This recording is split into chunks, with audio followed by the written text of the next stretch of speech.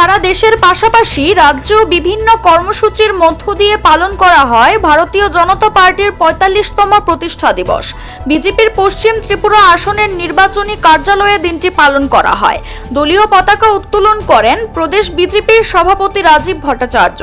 ৬ April ১৯৮০ সালে ভারতীয় জনতা party প্রতিষ্ঠিত হয়। প্রতিষ্ঠা দিবসের অনুষ্ঠানে উপস্থিত ছিলেন লোকসভা নির্বাচনের বিজেপির রাজ্যে প্রভারী অবিনাশ রায় খান্না, কেন্দ্রীয় মন্ত্রী প্রতিমা ভৌমিক, মন্ত্রী ভগবান দাস সহ দলের কার্যকর্তারা। দলীয় পতাকা উত্তোলন শেষে প্রদেশ বিজেপির নির্বাচনী কার্যালয়ে ভারত মাতা সহ শহীদদের প্রতিকৃতিতে ফুল দিয়ে তাদের শ্রদ্ধা জানানো হয়।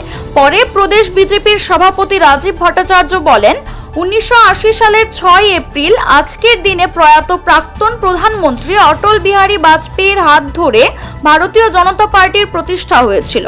এবার ত্রিপুরার মানুষ তৈরি হয়ে গেছে ইতিহাস তৈরি করে মোদির হাতকে শক্তিশালী করতে। কর্মীদের অক্লান্ত পরিশ্রমে রাজ্যের ২টি আসনেই পদ্মফুল ফুটিয়ে মোদির হাতকে আরো শক্তিশালী করে তুলবে। এই দিন এই অনুষ্ঠানে বক্তব্য রাখতে গিয়ে কেন্দ্রীয় মন্ত্রী প্রতিমা ভৌমিক বলেন, বর্তমানে বিশ্বের মধ্যে সবথেকে বড় দল বিজেপি। ১০ বছর ধরে গৌরবের সঙ্গে ভারতবর্ষের প্রত্যেকটা নাগরিকের আশা আকাঙ্ক্ষাকে পূরণ করে আসছেন দেশের প্রধানমন্ত্রী নরেন্দ্র মোদী।